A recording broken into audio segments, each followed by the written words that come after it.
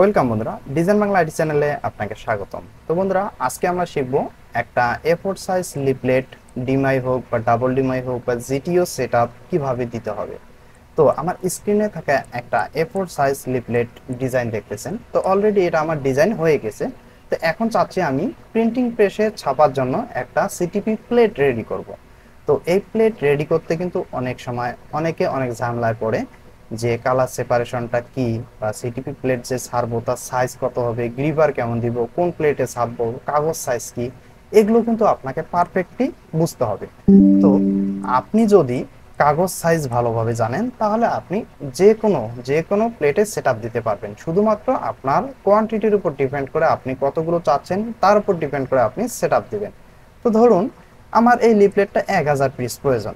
তো 1000 piece single A4 size এরকম প্রয়োজন।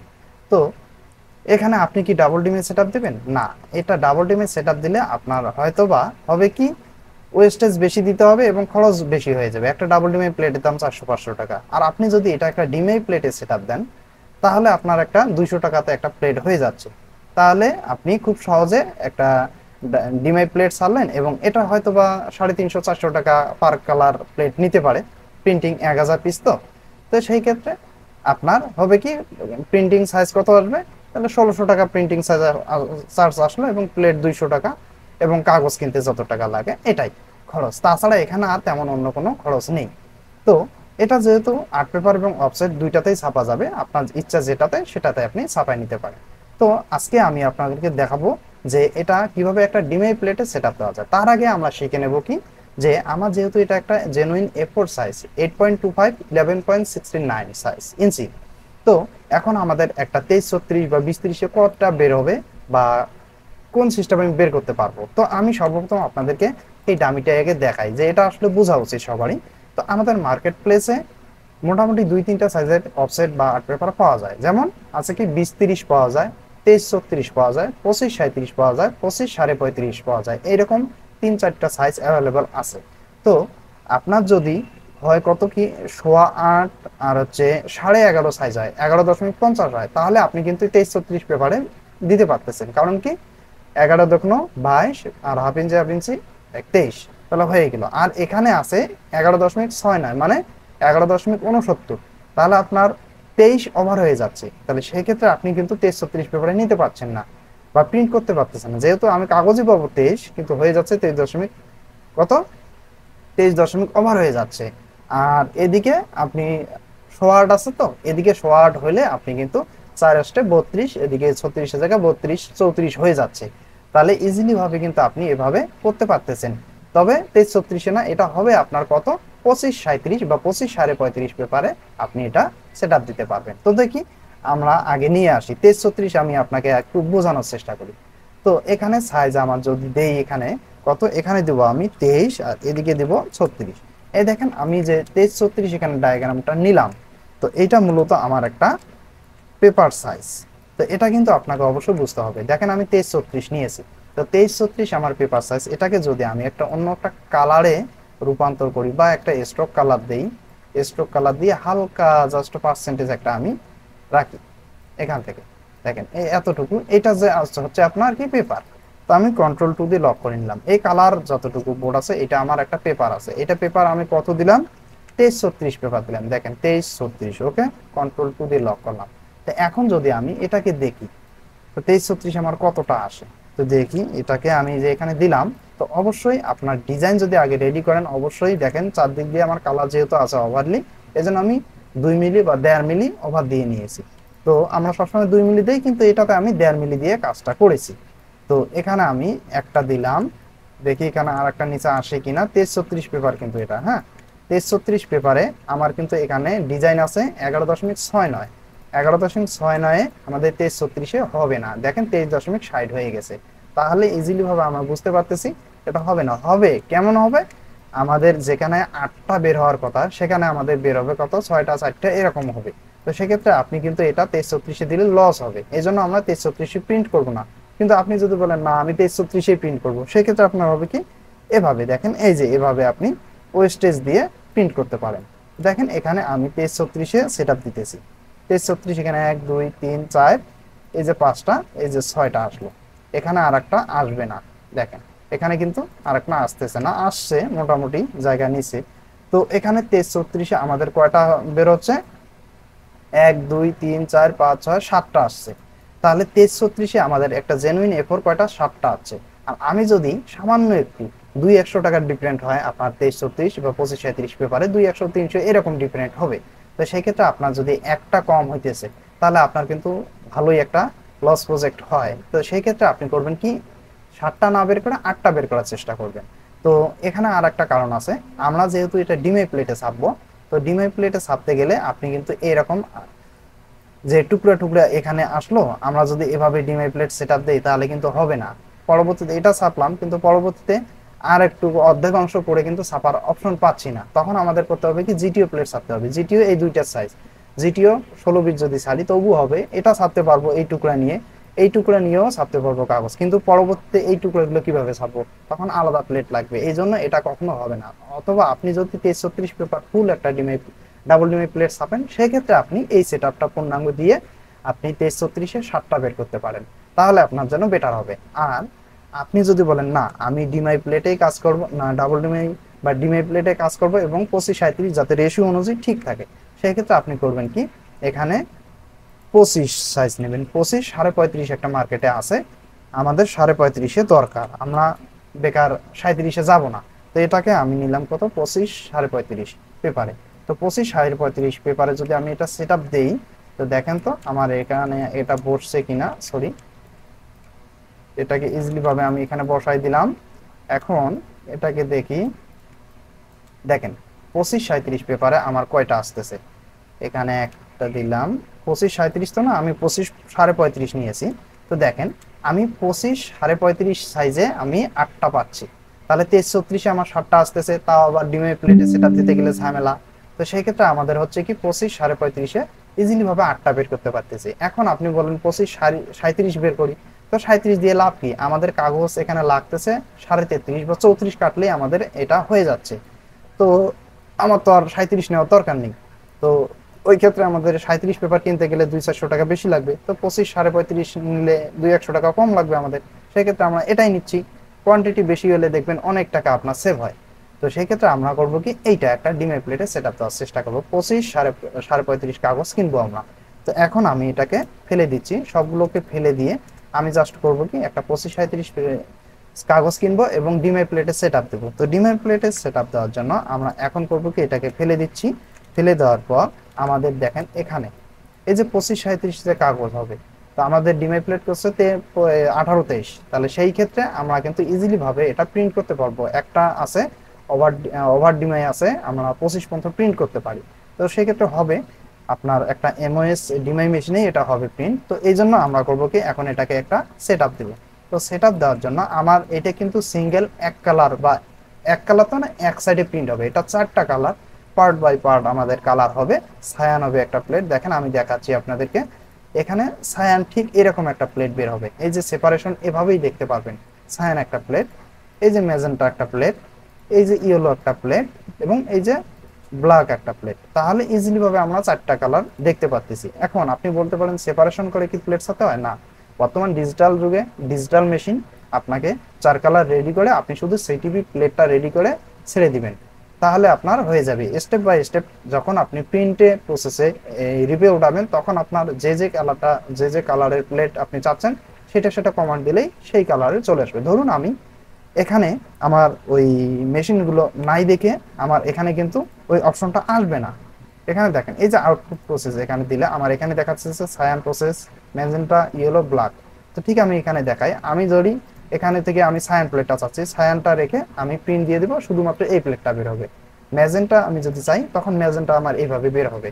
সেম প্রসেসে আপনি 4টা প্লেট বের করতে পারবেন। তো আমি এখানে যেটা দেখালাম ঠিক এখানে আউটপুট আসার পর এখানে দেখতে পাচ্ছেন যে আপনার যে যে কালার আছে সেইগুলো এখানে কিন্তু আপনার এখানে শো হবে, এবং যে প্লেটটা চাচ্ছেন সেই প্লেটটাই আপনি সিলেক্ট করে দিলে বের হয়ে যাবে। আর আমাদের কিন্তু স্টেপ বাই স্টেপ একটা করে সেপারেশন করে দিতে হয় না। তো আমরা চলি এখন আমাদের ডিমে প্লেট প্রসেস একটা সেট আপ দেবো। তো অবশ্যই চারদিকে ওভার কালার থাকলে আপনি এটা করবেন কি, 2 মিলি হোক 1.5 মিলি হোক একটা ওভার দিবেন। তো আমি 1.5 মিলি দিয়েছি, 2 মিলি দিলেও যথেষ্ট, কোনো সমস্যা ছিল না, কারণ আমার জায়গা আছে কাগজে। তো তা আমি এটাকে একটা ডাবল আপস তৈরি করে নিই। ডাবল আপস তৈরি করে নিয়ে এটাকে একদম 100% একটার সঙ্গে আরেকটা মিশিয়ে দিব। তো এটাকে আমি দিয়ে দিলাম, মিশিয়ে দিলাম। এখন আমার এখানে কাগজ সাইজ কত আসলে দেখি, 16.73 মানে 17.5। আমি এখানে কিন্তু কাগজ ভালোই সাইজ পাবো, 18.5 পাবো। তো এখানে আমার এখন হবে কি, এটাকে আমি একটু নিচের দিকে করে 180 ডিগ্রি ঘুরাই দিই। এখন বলতে পারেন আমি যদি 80 ডিগ্রি ঘুরাই না দিই তাহলে কি সমস্যা হবে? না, কোনো সমস্যা হবে না। তবে আমি চাচ্ছি কি, এখানে যেহেতু গ্রিন কালারটা আছে, আমি গ্রিন কালারের সঙ্গে একসঙ্গে ম্যাচ করে দিই এবং এই যে হেডিংটা একটু এদিকে ঘুরাই দিই। তো অথবা আপনি যদি চান এই যে মাঝখানের হেডিংটা, এই হেডিংটা যদি আপনি ঘুরাই দেন, এই শুধুমাত্র হেডটা মাঝখানে রাখবেন, সেটাও পারেন। তো আমি উপরেরটাই ঘুরাই দিচ্ছি, 180 ডিগ্রি ঘুরাই দিব। 180 ডিগ্রি ঘুরাই দিলাম। ব্যাস, এটাকে 180 ডিগ্রি ঘুরাই দেওয়ার পর এটাকে আমি যদি একটু এদিকে করি নেই এবং এখানে দেখবো আমার হেডিংটা একদম 100% মিলছে কিনা দুইটার সঙ্গে। এই একটা ডিজাইন এবং এই একটা ডিজাইন, এখানে হেডিংটা আমি জাস্ট মিলিয়ে দিব। ঠিক আছে, এই যে এখানে আমার কিন্তু মোটামুটি হয়ে গেল। এখন আমার কিন্তু একটা ডিমাই প্রসেস 100% মিলিয়ে গেছে। দেখেন এখানে কত সাইজ আসলে, 17.5 মানে 16.73, আর এদিকে 23.62। ওই যে আমি বলছিলাম আমার সাইজ হচ্ছে 11.69, এখান থেকে এই পর্যন্ত সাইজ 11.69, তাহলে 11 × 22 6 9 মানে এদিকে আপনার 23 ওভার হয়ে যাচ্ছে। তাহলে আমরা 23-36 পেপারে পাচ্ছি না, মানে 25-30 পেপার, 25-35 পেপারে সেট আপ দিতে পারছি। তাহলে ইজিলি ভাবে আমার এটা একটা সেট আপ হয়ে যাচ্ছে একটা ডিমাই প্লেটে। তো ডিমাই প্লেট সেট আপ আমার মোটামুটি শেষের দিকে। এখন আমি শুধুমাত্র রেজিস্ট্রেশন মার্ক এবং কাটিং মার্কটা দিয়ে দিব। তো রেজিস্ট্রেশন এবং কাটিং মার্ক দেওয়া অবশ্যই আপনার গুরুত্বপূর্ণ একটা বিষয়, কারণ যখন ছাপবে অবশ্যই প্রত্যেকটা কালার সেপারেশন বা কালার দেখে দেখে প্লেটটা কিন্তু প্রিন্ট হবে। তো অবশ্যই আপনাকে এগুলো দিতে হবে। এটা যদি না দেন তাহলে কিন্তু মেশিন ম্যান ছাপাইতে পারবে না, এবং তার যে একটা রেশিও মাপার ব্যাপার আছে, সে কম্পাস দিয়ে এগুলো কিন্তু মেপে মেপে প্রত্যেকটা প্লেট রেশিও অনুযায়ী মেপে মেপে করবে। কারণ কি, এখানে আপনার যখন সায়ান প্লেটটা ছাপবে তখন শুধু এভাবে এইটাই দেখা যাবে, আর পরবর্তীতে যখন ম্যাজেন্টা প্লেটটা ছাপতে আসবে এর উপর, তখন কিন্তু রেজিস্ট্রেশন মার্কটা 100% প্রয়োজন হবে। কারণ রেজিস্ট্রেশন মার্ক এবং কাটিং মার্ক মিলিয়ে একটার উপর আর একটা যখন একদম 100% মিলতে হবে, না হলে কিন্তু হবে না। একটু এদিক ওদিক হলে কিন্তু আপনার লেখাটা রেজিস্ট্রেশন আউট হবে, তখন খারাপ দেখা যাবে, ডিজাইন আপনি নিবেনই না। এই জন্য আপনাকে অবশ্যই এটা দিতে হবে, রেজিস্ট্রেশন মার্ক এবং কাটিং মার্ক।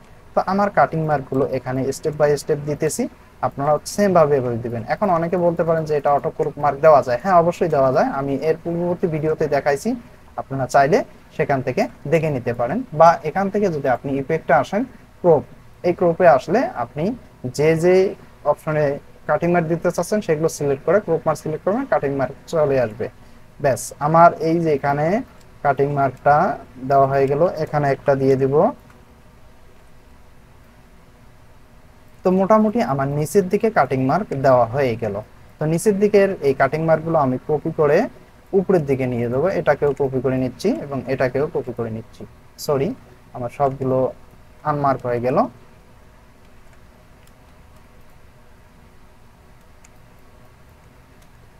এটাকে একটু এখানে দিয়ে দেই। ব্যাস, এটাকে সিলেক্ট করে নেই, এই দুইটাকে সিলেক্ট করে নেব। ব্যাস, আমার টোটালি এটা সিলেক্ট করা হয়ে গেল এবং গ্রুপ করে নিলাম। এটাকে এসে আমি 180 ডিগ্রি যদি ঘুরাই দিই, 180 ডিগ্রি। ব্যাস, এটাকে 180 ডিগ্রি ঘোরানোর পর আবারও এটাকে আমি এখানে কাটিং মার্কটা ইজিলি ভাবে বসাই দিতেছি। দেখেন এখানে আপনার 100% সেট হয়ে যাবে। দেখেন হয়ে গেছে। ব্যাস, আমার কিন্তু মোটামুটি কাটিং মার্ক এখানে দেওয়া হয়ে গেল। দেখেন অটো এখানে কিন্তু আছে, যেহেতু নিচের রেশিও অনুযায়ী আমি কাটিং মার্কটা নিয়ে আসছি, সেক্ষেত্রে আমার কিন্তু 100% মিলে যাবে। এবং মাঝখানে যে আমার আছে, এই মাঝখানে কিন্তু আমার কাটিং মার্ক প্রয়োজন আছে, না দিলে কাটিং করার টাইমে আমি কিন্তু আমার অরিজিনাল সাইজ যে কোথায় আছে এটা আমি বুঝতে পারবো না। যদিও আমরা আন্দাজে কাটতে পারি, কিন্তু এটা কখনো হয় না। আন্দাজে কাটা বা কাটিং করা একটা ভালো বা কোয়ালিটি সম্পন্ন ডিজাইনের ক্ষেত্রে প্রযোজ্য না।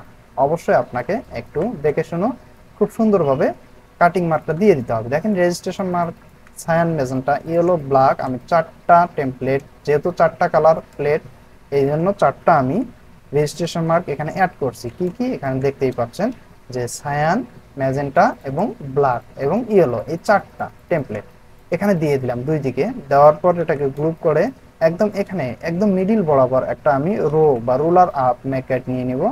নেওয়ার পর আমি করতেছি কি, এই যে রেজিস্ট্রেশন মার্ক বা জিপি মার্ক, রেজিস্ট্রেশন মার্ক দেওয়া হয়েছে এবং জিপি মার্কটা আমি 100% এখানে মিলাই দিচ্ছি। এখানে আমার 1.5 মিলি দেওয়া আছে, আমি চাইলে আর একটু নিচের দিকে দিতে পারি, কোনো প্রবলেম নাই। তো এখান থেকে আমি জাস্ট এখানে লিখবো কি ওয়ান সাইড, মানে single side, SINGLE, single side print, ব্যাস। এবং এখানে আপনি চাইলে ডেটটা দিতে পারেন। হ্যাঁ, তো আজকের ডেট হচ্ছে কত, 10 তারিখ 8 মাস 2025। তো এখানে কি লিফলেট, লিফলেট প্রিন্ট, ব্যাস। এখানে আমার মোটামুটি সবকিছু দেওয়া হয়ে গেল।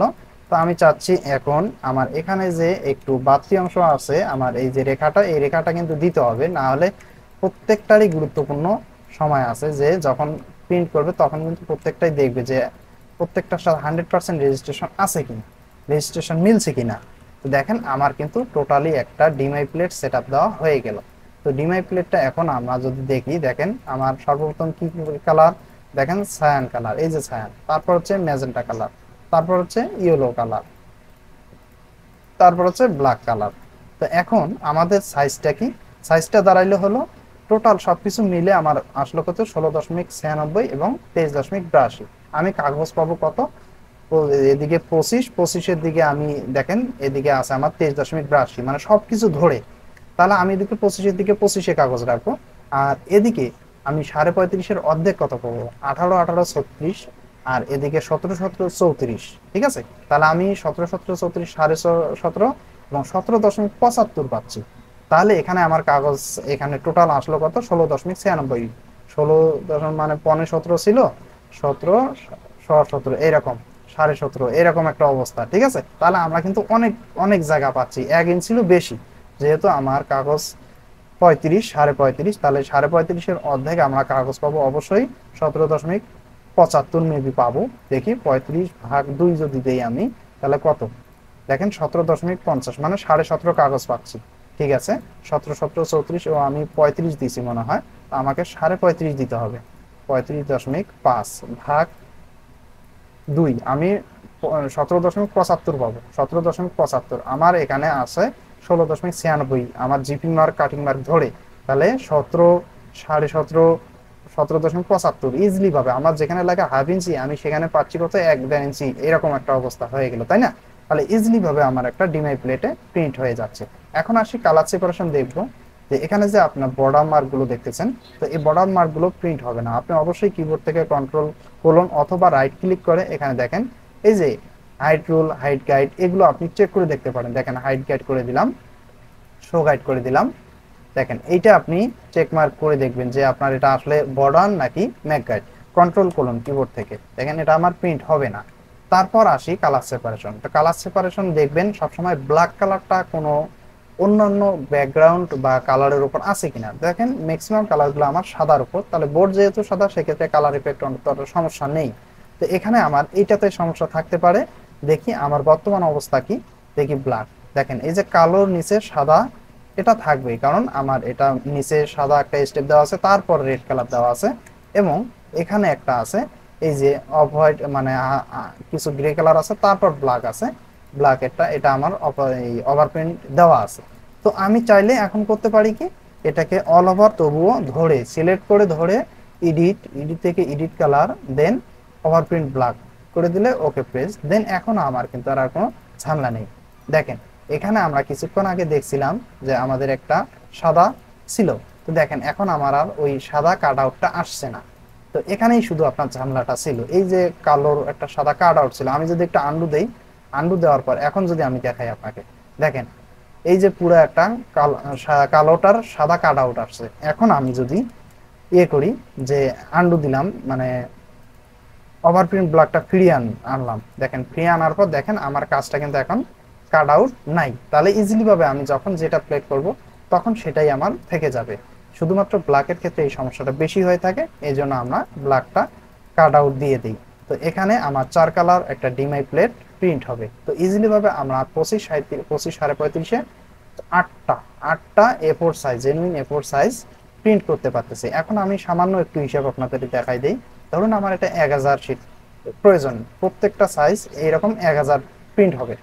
তো এখন আমি কাগজ কয় শিট কিনবো, তো এটা হিসাব করার জন্য আপনাকে ইজিলি ভাবে জাস্ট সামান্য একটু থিম, যে ধরুন আমার একটা ডিমাই প্লেটে কয়টা বেরোইছে, 4টা, তাহলে আমি 25 35 কয়টা পাচ্ছি, 8টা, তাহলে আমার 8টা বেরোইছে, তাহলে আমার 33 পেপার, মানে 25 35 পেপার, একটা পেপারে বেরোইছে 8টা, তাহলে 1000 পিস আমার দরকার, তাহলে 1000 পিস আমি যদি যত হাজার পিস নিব তত হাজার আগে টাইপ করব, টাইপ করার পর আমি করব কি, ভাগ দেব কত, আমার 1000 প্রয়োজন, তাহলে 1000-কে ভাগ দেব, একটা শিটে কয়টা বেরোইছে, 8টা বেরোইছে, এই যে 8 দিয়ে ভাগ দিলাম, তাহলে আমার দেখেন 125 শিট প্রয়োজন।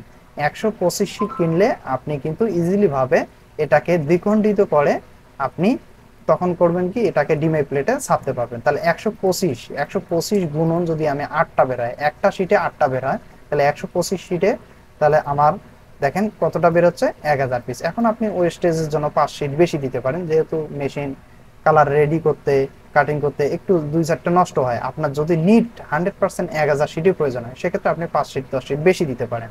তো সেটা আপনার ব্যাপার। তো ইজিলি ভাবে আমাদের কিন্তু এই হিসাবটা হয়ে গেল, 125 শিট লাগতেছে জেনুইন 1000 পিস এই লিফলেট বের করার জন্য। তো বন্ধুগণ, একটা সিটিপি প্লেট ডিমাই কিভাবে সেটআপ দিতে হবে A to Z যদি আপনি আজকে প্রথম দেখে থাকেন তাহলে আপনার জন্য ভালো, আর আগে থেকে যদি আমার চ্যানেলে অ্যাক্টিভ থাকেন অবশ্যই একটু কমেন্ট করে আপনার মন্তব্য জানাবেন। তো ধন্যবাদ, ভালো থাকুন, সুস্থ থাকুন, গুড বাই।